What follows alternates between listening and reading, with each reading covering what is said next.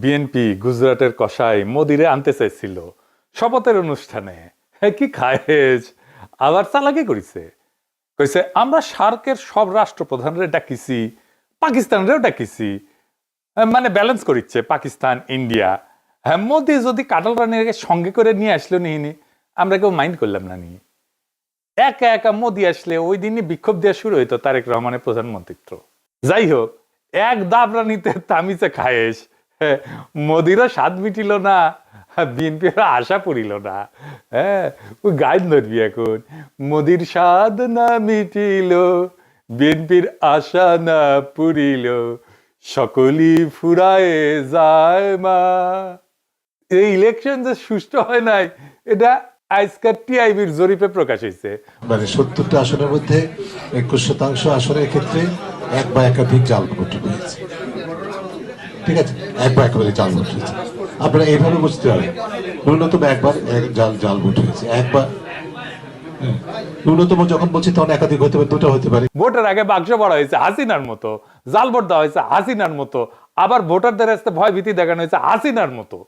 হাসিনার আমলের চাইতে কম হয়েছে, এটা ঠিক, কিন্তু সংখ্যাটা তো কম না হয়েছে। তো তাহলে লাভ হইলো কি? ঘুরে মাগুর চ্যাং এই ইলেকশনে কেমনি ইঞ্জিনিয়ারিং করাইতে পারে সেটা নিয়ে আদি একটা প্রেডিকশন দিছিল, সেটা শুনে নিয়ে আগে খুব স্পষ্টভাবে সহজ ভাষায় বলেছিল নির্বাচনে সরাসরি বুথ দখল না কইরাও ভিন্ন কৌশলে ফলাফল পাল্টে দেওয়া সম্ভব। খুব সাধারণভাবে বলা।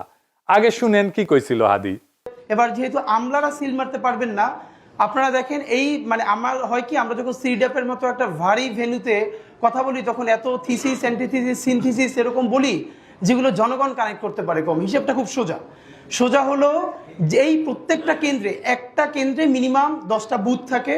তো আমরা জানি একটা কেন্দ্রে একজন প্রিজাইডিং অফিসার থাকে, কয়েকজন অ্যাসিস্ট্যান্ট প্রিজাইডিং অফিসার থাকে, প্রত্যেক কেন্দ্রে আবার পুলিং অফিসার থাকে, এবং এই সবাই থাকে ওই উপজেলা বা জেলার লোকজন, মেইনলি স্কুলের টিচার, কলেজের টিচার, মাদ্রাসার টিচার, সাথে কিছু ব্যাংকার, এরা এখানে করেন। ব্যাপার হলো আপনারা এটা খুব কমন স্ট্র্যাটেজি, সেটা হচ্ছে যারা আমরা যাদেরকে হেভিওয়েট প্রার্থী বলি মেইনলি, তারা যেটা করেন 5-7 জন ডামি দাঁড় করায় দেন। ডামি প্রার্থী দাঁড় করাই দিলে হয় কি, তার নামে প্রত্যেক প্রার্থীর নামে আবার পুলিং এজেন্ট দেওয়া যায়, মানে তার নামে এজেন্ট দেওয়া যায়। তো ধরেন আমি নিজেও যেহেতু একজন প্রার্থী, তো আমি প্রার্থী হিসেবে আমার কেন্দ্রে প্রত্যেক জায়গায় আমি একজন করে এজেন্ট দিতে পারবো প্রত্যেকটা বুথে।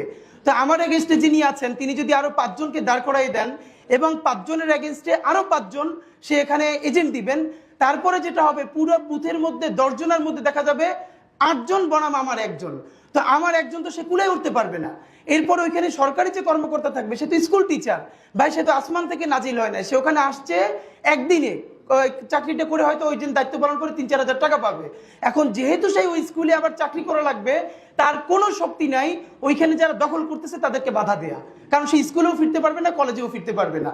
শুনিছেন তো? নির্বাচন কমিশন এটা শুনে নাই, শুনিছে, করে নাই কেন? নির্বাচন কমিশনের উচিত ছিল না এটা আমলে নেওয়া, আমলে নিয়ে ব্যবস্থা নেওয়া, সেটা হয় নাই। যাই হোক, গত ভিডিওতে আমি জামাত এনসিপির সম্মিলিত ভোট 35% বলছিলাম, এটা ঠিক আছে, কিন্তু এটার সাথে তো আবার খেলাফত মজলিস, এবি পার্টি, অলি আহমেদের দলের ভোট যুক্ত হবে, তাই না? তাইলে এটা 38.5% হয়। এটা আমাদের জোটের ভোট, এটা হেলাফেলা করার সংখ্যা না। তার মানে আমরা ভোট পাইছি 38.5% আর বিএনপি 51%, তফাৎ 12%। আমাদের এই 38.5%টাকে আমাদের 45%-এ নিয়ে যেতে হবে। এখন প্রশ্ন হইতেছে কেমনে? আমরা যে 38.5% ভোট পাইছি এটা কোনো ছোট বিষয় না, কিন্তু একটা দেশে এত বড় সমর্থন একদিনে তৈরি হয় না। শুধু আমাদের ভোট বাড়ালেই চলবে না, আমাদের ভোট রক্ষা করতে হবে। এর জন্য একটা সমন্বিত একটা পরিকল্পনা লাগবে। পুরা পরিকল্পনা এক এপিসোডে দেওয়া যাবে না। তাও আজকে কিছু গুরুত্বপূর্ণ কৌশলের কথা আলাপ করব। আমি আগে মেলা স্ট্র্যাটেজি গলে কয়ে দিছি জামাত এনসিপি রে, কয়টা নিচে আপনারাই জানেন। আমি একটা এক্সাম্পল দিই। আমি কইছিলাম পাড়ায় মহল্লায় চাঁদাবাজি প্রতিরোধ কমিটি তৈরি করতে। এটা করলে বিএনপির বাইরে সব শক্তিকে পাড়া মহল্লা লেভেলে অর্গানাইজ করে ফেলা যেত, তাদের একটা পলিটিক্যাল কাজ দেওয়া যেত, যেটা সামাজিকভাবে গুরুত্বপূর্ণ, রাজনৈতিকভাবেও গুরুত্বপূর্ণ। ইউনিটিটা স্ট্রং হইতো। তারা জানতো কে কোথায় চাঁদাবাজি করে, তারা জানতো কার কোথায় শক্তি, তাদের নিজেদের কোথায় শক্তি। এটাই নির্বাচনী ইউনিট হিসেবে কাজ করতে পারতো। পাত্তাই দেয় নাই, কানেও তুলে নাই। চাঁদাবাজিকে একটা ন্যাশনাল পলিটিক্যাল ইস্যু বানায় ফেলা যাইতো, করে নাই। হ্যাঁ, করেন না, কিন্তু আমি তারপরেও কয়া যাই, কারণ হইতেছে কি যে এটা তো অনেকে শুনবে, জানবে যে এটা একটা পথ ছিল, রাস্তা ছিল। অনেকে কইতে পারেন আপনি কয়া দিতেছেন কেন, সবাই তো জানা যাবে স্ট্র্যাটেজি, সবাই জানা গেলেও অসুবিধা নাই। আমি এমন ভাবেই বলি স্ট্র্যাটেজি, আমার তো কোনো গোপন স্ট্র্যাটেজি নাই, আমি তো কোনো দল করি না যে দলের ফোরামে যায় কইব। আর এইভাবে বলা ছাড়া সেই জন্য আমার কোনো উপায়ও নাই। আর যে কৌশলে বলবো তা চাইলেও প্রতিপক্ষ ব্যবহার করতে পারবে না। মানে আমি যদি বলি আমি একটা ম্যান্ডোলিন বেজে ভোট চামু, এটা সবাই পারবি? হ্যাঁ পারবি না। হ্যাঁ, আমি যে এককালে ম্যান্ডোলিন বাজালে মিনি তা জানেন না, জানেন না? ও তাই নাকি? আচ্ছা দেখেন,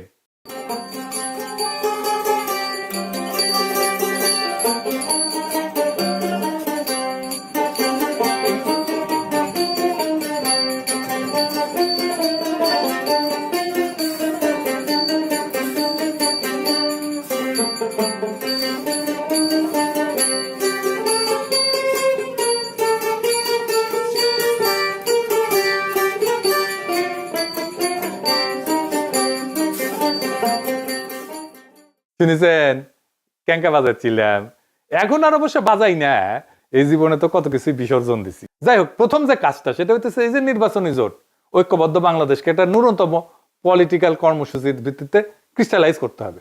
এর ভিত্তি হবে জুলাই বিপ্লব, 2 নাম্বার ফ্যাসিবাদ বিরোধী, 3 নাম্বার আধিপত্যবাদ বিরোধী। এই 3টে ইস্যুতে জোট। এইটারে কিভাবে ক্রিস্টালাইজ করা যাবে সেটা আমি আরেক পর্বে বলবো। আজকে কিছু প্র্যাকটিক্যাল ইমিডিয়েট পরিকল্পনা কথা কইতেছি, আজকে মূলত কিছু অর্গানাইজেশনের পরিকল্পনার কথা বলবো। তো এই যে কইছি প্রথমে 38.5 থেকে 45%, এই 6.5% কোত্থেকে আসবে? 6.5% আনতেই হবে, বা 7%-এর মতো ভোট কোথায় থেকে আসবে? হাওয়া থেকে পড়বে না কই থেকে আসবে? আসেন সেটা দেখি। তো এই যে 6.5% বা 7%, এটা তো কারো না কারো ভোট। কাদের ভোট? আমি কই এটা পরিষ্কার হিসাব দিই। আমি 2টা খুব স্পেসিফিক জায়গা দেখাই দিব। স্পেসিফিক জায়গা, 1 নাম্বার নতুন ভোটার, তরুণ প্রজন্ম, যারা নতুন ভোটার হবে এই 5 বছর পরে। অনেকে মনে করে ভোট মানে একই মানুষ বারবার ভোট দেয়, না। ভোট নদীর মতো, দেশ বদলায়, মানুষ বদলায়, ভোটারও বদলায়। প্রত্যেক 5 বছর কি হয়, বাংলাদেশে প্রত্যেক বছর প্রায় 9 থেকে 10 লাখ মানুষ মারা যায়। তার মানে ভোটটা আজকে যারা ভোট দিয়ে গেছে তার মধ্যে 50 লাখ মানুষ সামনের নির্বাচনে ভোট দিতে পারবে না। 5 বছরে প্রায় 50 লাখ মানুষ সামনের নির্বাচনে ভোট দিতে পারবে না। এই মানুষগুলো বড় অংশই বয়স্ক ভোটার। একই সময় নতুন ভোটার তালিকায় ঢোকে, কিছু ভোটার বাইরে যায়, মারা যায়, কিছু নতুন ভোটার তালিকায় ঢোকে। প্রায় 45 থেকে 65 লাখ তরুণ, কারণ আমাদের মৃত্যুর হারের চেয়ে জন্মহার বেশি। তার মানে কি দাঁড়াইলো, 5 বছরে প্রায় 50 লাখ পুরনো ভোটার কমে যাবে, আর 50 থেকে 60 লাখ নতুন ভোটার ঢুকে পড়বে। মোট সংখ্যা খুব বেশি বাড়বে না, কিন্তু ভোটারদের চেহারা বদলে যাবে, ডেমোগ্রাফি বদলে যাবে, চিন্তা বদলে যাবে। এই পরিবর্তনটাই সুযোগ। যেই দল পুরনো সমর্থকদের ধরে রাখার রাজনীতি করে সে ধীরে ধীরে ছোট হয়ে যায়। যে দল নতুন ভোটারের মন জয় করতে চায় সে ভবিষ্যৎ দখল করে ফেলে। এন্ড হিসাবটা দেখেন, আমাদের হিসাব আছে 38.5%, আমাদের দরকার 45%। এই 6.5% তো বাড়াইতে হবে। মানে দেশে যদি মোট ভোটার 8 থেকে 9 কোটি হয়, তাহলে 6.5% মানে 50 থেকে 60 লাখ ভোট। এই সংখ্যাটা শুনে বড় মনে হয়, কিন্তু বাস্তবতা দেখেন প্রত্যেক 5 বছরে এই নতুন ভোটার ঢোকে 50 লাখের মতো। তার মানে নতুন ভোটারদের বড় অংশটাকে যদি আমরা ধরতে পারি, 6.5% পাওয়া এটা অসম্ভব না। তাহলে কি করতে হবে? কলেজ বিশ্ববিদ্যালয়ে শক্ত সংগঠন গড়ে তুলতে হবে। আমাদের তো আছেই কলেজ বিশ্ববিদ্যালয়ে, আমাদের সংগঠন শক্ত। ছাত্র সংসদ নির্বাচন দাবি করতে হবে, এটা গুরুত্বপূর্ণ। সমস্ত কলেজ বিশ্ববিদ্যালয়ে এখন ছাত্র সংসদ নির্বাচন হইতে হবে। তরুণদের জন্য আলাদা কর্মসূচি লাগবে, সোশ্যাল মিডিয়ায় শক্ত উপস্থিতি লাগবে। শুধু ফেসবুক না, শুধু ইউটিউব না, আরো অনেক সোশ্যাল মিডিয়া আছে, ইনস্টাগ্রাম আছে, টিকটক আছে, এই সব জায়গাতে উপস্থিতি বাড়াইতে হবে। তরুণদের ভোট যদি 2 থেকে 3% বাড়াইতে পারে তাহলে কিন্তু গেম চেঞ্জ হয়ে যাবে। আমাদের শিবিরের মতো একটা শক্তিশালী ছাত্র সংগঠন আছে, এনসিপির মতো তরুণদের দল আছে, তারা তরুণদের টানবে। তরুণরা অ্যান্টি এস্টাবলিশমেন্ট হয়, আর আমরা তাদেরকেই টার্গেট করব। আমরাই সবচেয়ে ভালো অবস্থানে আছি তরুণদেরকে অ্যাট্রাক্ট করার জন্য, বিএনপি না। 2 নাম্বার, হতাশ মানুষ। কিছু মানুষ এখন বিএনপি শাসন দেখে হতাশ হবে, প্রতিহিংসা দেখে হতাশ হবে, ধান্দাবাজি দেখে হতাশ হবে, সন্ত্রাস দেখে হতাশ হবে। কিছুদিন পরে ইকোনমির অবস্থা তো জয় বাংলা হয়ে যাবে, জিনিসপত্রের দাম বাড়বে। আগেই কয়ে রাখলাম, আবার এর জন্য আমার দোষ দিয়েন না। সরকার তার খরচার জন্য টাকা ছাপাইতেছে ঋণ করিয়া। এই যে রমজান আসতেছে, আপনি দেখেন জিনিসপত্রের দাম কেমনে পাগলা ঘোড়ার মতো বাড়তে থাকে। ডলারের দাম বাইরে গেছে, ডলার প্রতি 1 টাকা। এই ইলেকশনের পরপরই দাম অলরেডি বাইরে গেছে জিনিসপত্রের। দেখেন খেসারির আগে ছিল 85 থেকে 90 টাকা কেজি, এর বাইরে 100 টাকা হয়েছে। পেঁয়াজ 50 টাকা থেকে 60 টাকা হয়েছে, দেশি রসুন 90-100 টাকা থেকে 120 টাকা হয়েছে, পাইকারি পর্যায়ে সোয়াবিন তেল লিটার প্রতি 185 থেকে 95 টাকা হয়েছে, আর পামেল বিক্রি হয়েছে 155 থেকে 165 টাকা লিটারে। পেঁয়াজের দাম বাড়ছে, মাংসের দাম বাড়ছে। এই প্রসঙ্গে এটা মৌলানা ভাসানীর কৌতুক মনে পড়ে গেল। আমি মনে হয় আগে কইছিলাম এই কৌতুকটা, যদি না শুনে থাকেন তাহলে শুনেন।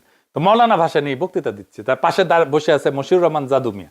জাদু মিয়া কিন্তু জিয়াউর রহমানের সরকারে ছিল, মন্ত্রী ছিল, উপদেষ্টা ছিল, জিয়াউর রহমানের সেকেন্ড ম্যান ছিল বলতে পারেন, ন্যাপের মশিউর রহমান জাদু মিয়া। ওনার মেয়ে আবার এখন বিএনপি করে, মশিউর রহমান জাদু মিয়ার মেয়ে। তো মৌলানা ভাসানী বক্তৃতা দিতেছে, জ্বালাময়ী বক্তৃতা দিতেছে, চালের দাম বাড়ছে, তেলের দাম বাড়ছে, ডাইলের দাম বাড়ছে, মদের দাম বাড়ছে কিনা কইবার পারব না, জাদু মিয়া কইবার পারবো, বুঝছাও? মানে জাদু মিয়া নাকি ছিল আর কি হিসেবার প্রচুর একটা সিস্টেমের মধ্যে বেস্ট অফ বেস্ট ছিল আর কি, জানা যায়। ও আচ্ছা আচ্ছা, আর একটা কথা কয়ে রাখি আপনাদের, যারা শেয়ার মার্কেটে বিনিয়োগ টিনিয়োগ করেন তাদের কই, করেন নাকি অনেকে? হ্যাঁ, এটা বুদ্ধি শিখে দেব, টেকা কলে পাইবেন। হ্যাঁ, লাভ করতে চান যদি আমি কয়ে দিই, তবে কন্ডিশন আছে, আমার কলে 10% দেওয়া লাগবে, বুঝছাও? লাভের দুই ভাবে লাভ করতে পারবেন। ইলেকশনের পরে যে দল জিতে তাদের সাথে রিলেটেড কোম্পানিগুলোর শেয়ারের দাম ইউজুয়ালি বাড়ে। এখন বাড়বি, আপনি খুঁজে দেখেন, যেমন ধরেন ঢাকা ব্যাংক বাড়বি, ন্যাশনাল ব্যাংক বাড়বি, মুন্নু গ্রুপের বাড়বি, আরো কি কি আছে খুঁজে দেখেন। এইগুলা শেয়ারের দাম ধাই করে বাড়বি কয়েকদিন। হ্যাঁ, শেয়ার থাকলে, এদের শেয়ার থাকলে বেঁচে দেন, ক্যাশ করে ফেলেন। আর জামাতের কোম্পানিগুলোর শেয়ার কমবি, ধাই করে কমবি। কি আছে? ইসলামী ব্যাংক আছে, ইবনে সিনা আছে, এইগুলো আর কি কি বা আছে দেখেন, খুঁজে দেখেন আর কি, ধাই করে কমবে। আপনি শেয়ার মার্কেটে যাই খোঁজ নেন, আমার কথা সত্য কিনা আমি না দেখেই কইলাম। তো যেগুলো কমবি সেগুলো শেয়ার এখন কিনে রাখবেন। জামাতের কোম্পানিগুলো শেয়ার, ইসলামী ব্যাংকের, ইবনে সিনা শেয়ার, বিএনপি কোম্পানি এই যে বেরিয়েছে এটা বেশি দিন থাকবে না। জামাতের কোম্পানিগুলো কমাও বেশি দিন থাকবে না। মাঝখান থেকে আপনার লাভ, আমার কমিশন কলে দিয়েন কলে, বেশি না 10%। আর কারা হতাশ হবে? ক্ষুদ্র ব্যবসায়ী, হকার, দোকানদার, এদের উপরে প্রথম চাঁদাবাজেরা টার্গেট করে। এরা বিরক্ত, বিব্রত অবস্থায় থাকে, অসহায় অবস্থায় থাকে। এদের মধ্যে সংগঠন এবং প্রচারণা তৈরি করতে হবে, তাইলে দেখবেন আপনি দ্রুত জনমতকে অর্গানাইজ করে ফেলতে পারছেন। এবার আসেন আলাপ করি কিছু জায়গায় সংগঠন নাই যেখানে সংগঠন করা নিয়ে এটা খুব জরুরি জায়গা। 1 নাম্বার, গার্মেন্টস শ্রমিক ইউনিয়ন করতে হবে। যত জায়গায় শ্রমিক আছে সবগুলো জায়গায় শ্রমিক ইউনিয়ন, ট্রেড ইউনিয়ন করতে দিতে হবে। এটি নিয়ে সরকারের সাথে বার্গেন করতে হবে। এটা শ্রমিকদের অধিকার, এটা সাংবিধানিক অধিকার। আমার সংবিধান স্বীকৃত, বাংলাদেশের আইনে স্বীকৃত, আন্তর্জাতিক আইনে স্বীকৃত। এমনকি গার্মেন্টস বায়ার যারা, আমরা যে সমস্ত দেশে রপ্তানি করি, সেখানেও আমাদের শ্রমিকদের অধিকার সম্পর্কে একটা পজিটিভ, ইতিবাচক ধারণা জন্মাবে। শ্রমিকদের বার্গেন করা, কালেকটিভ বার্গেনিং এজেন্ট হওয়া, এইটা আন্তর্জাতিকভাবে স্বীকৃত একটা অধিকার। আমাদের শ্রমিকদের এই অধিকার দিতে হবে। এটা নিয়ে সরকারের সাথে বার্গেন করতে হবে। দরিদ্র মানুষেরা যত বেশি সংগঠিত হবে তত আমরা শক্তিশালী হব, তত এই এলিট রাষ্ট্র আমাদের কাছে নত হবে। যে সমস্ত শ্রমিক ইউনিয়ন লুটেরাদের কবলে আছে তাদের সেই লুটেরা নেতৃত্বকে উৎখাত করতে হবে। যেমন ধরেন শাহজাহান খান, সে ছিল বাস শ্রমিকদের নেতা। বিএনপির নজরুল ইসলাম, সেও কিন্তু শ্রমিকদের নেতা, কিন্তু উনি কিসের শ্রমিক বলেন? এই সমস্ত নেতা রাখা যাবে না, শ্রমিকদের নেতা হইতে হবে শ্রমিককেই। এরপরে রিক্সা শ্রমিক, আমরা ঢাকায় দেখছি রিক্সা শ্রমিকরা আমাদের বর্ষা বিপ্লবে কিভাবে অংশ নিছে। ওই যে সুজন যে স্যালুট দিছিল রিক্সার উপরে দাঁড়ায়, সেও তো রিক্সা শ্রমিক, তাই না? এমন একটা পলিটিক্যালি চার্জড ক্লাস তাদের এই বিপ্লবের পরে কেউ সংগঠিত করার কাজ করলো না। এমনই বেকুব বাংলাদেশের রাজনৈতিক দলগুলা। আমি দেশে থাকলে ঢাকার রিক্সাওয়ালাদের প্রথম অর্গানাইজ করতাম, তাদের মহাসমাবেশ করতাম, সম্মেলন করতাম, তাদের একটা রাজনৈতিক শক্তি হিসেবে গড়ে তুলতাম। রিক্সা দিয়ে আপনি মেসেজ ছড়াইতে পারবেন দ্রুত। রিক্সা পলিটিক্যাল ভেহিকল বাংলাদেশের জন্য। আর ঢাকা শহরের রিক্সা সংগঠন, হকারদের সংগঠন, ক্ষুদ্র ব্যবসায়ীদের সংগঠন আপনার হাতে থাকলে আপনি ঢাকার রাজা।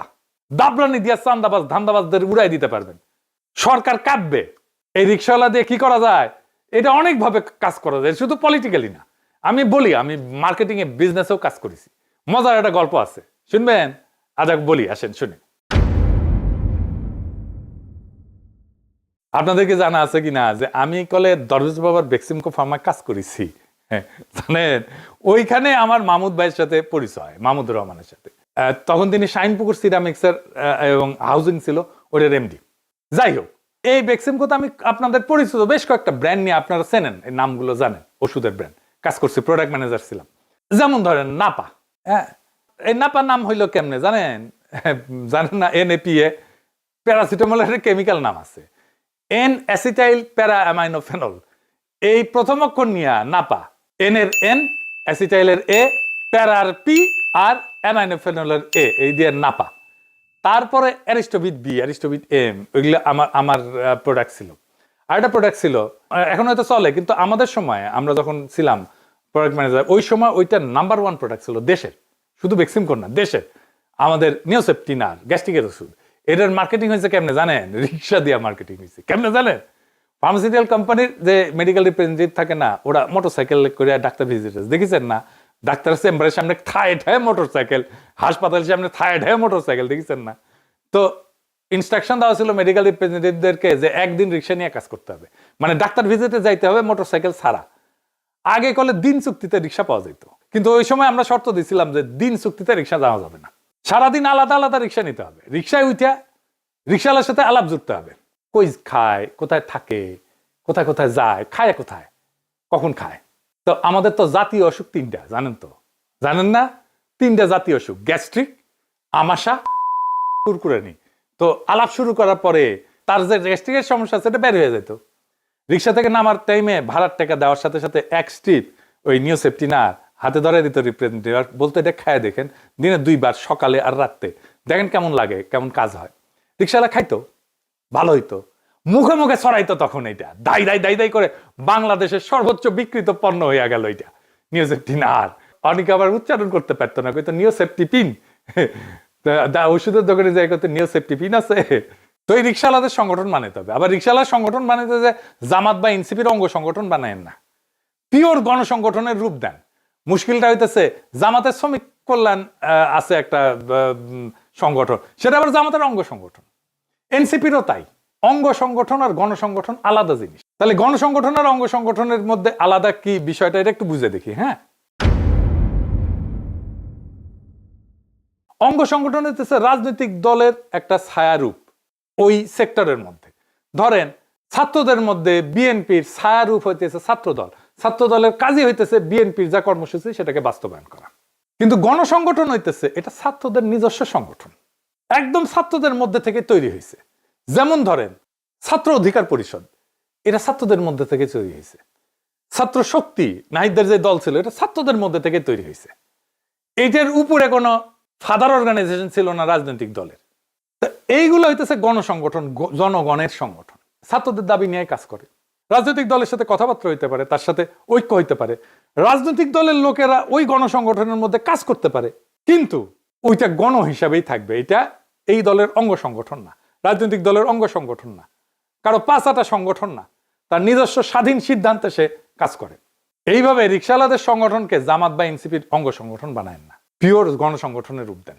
সবাই কাজ করেন ওর মধ্যে, সবাই মিলে কাজ করেন, সবাই মিলে সংগঠনটা তৈরি করতে হেল্প করেন, কিন্তু আপনার ইডিওলজি, আপনার আদর্শ, আপনার রাজনৈতিক আদর্শ, আপনার রাজনীতি ওইটার উপরে চাপাই দিয়েন না। তাদের বাস্তব জীবনের সংকট নিয়ে তারা সংগঠিত হবে। যেমন ধরেন লাইসেন্সিং, রিক্সার গ্যারেজের ভাড়া, রিক্সা শ্রমিকদের জন্য পরিষ্কারভাবে আইন নাই, বাস্তবে কার্যকর হয় না। অনেক শ্রমিক রিক্সা কেনার জন্য উচ্চ সুদে ঋণ নিতে বাধ্য হয়, তাদেরকে সহজ শর্তে সুদমুক্ত ঋণের ব্যবস্থা করা। রিক্সা শ্রমিকের জন্য কোনো ধরনের সামাজিক নিরাপত্তা নাই, তাদের কোনো চিকিৎসার ফ্যাসিলিটি নাই। এইগুলোই হবে দাবি। এইবার নারী প্রশ্ন, নারী প্রশ্ন নিয়ে নির্বাচনের সময় আমাদের প্রতিপক্ষ আক্রমণ করে আমাদের নাস্তানাবুদ করতে চাইছে। জামাতের নারী সংগঠন সবচেয়ে বড়, তারা ইলেকশন টাইমে নারীদের যত বড় মিছিল করিছে দেখেছেন না? দেখেন দেখেন, না দেখে থাকলে দেখেন।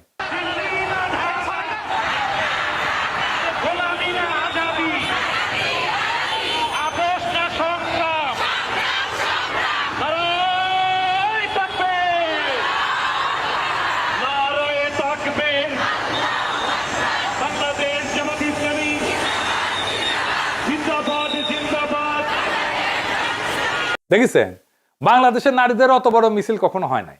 তাও হাতে গোনা কিছু তথাকথিত নারীবাদী, যাদের বাংলাদেশের মানুষ নারীবাদী বলে, তারা আমাদের দাবরানির উপরে রাখে। নারীবাদী কারা জানেন না? জানেন না? ও দেখেন না? আমি তো দেখেছিলাম, আবার দেখেন এডিটর সাহেব, দেখে দেন গানটা না, দেখে দেন, মিথ্যে না দেখেন, বেশি দেখেন না। আমরা নারীবাদী কারণ আমরা খুশি হতে চাই, আমরা নারীবাদী, আমরা নারীবাদী কারণ আমরা সুখী হতে চাই, আমরা নারীবাদী, আমরা নারীবাদী কারণ আমাদের অন্য উপায়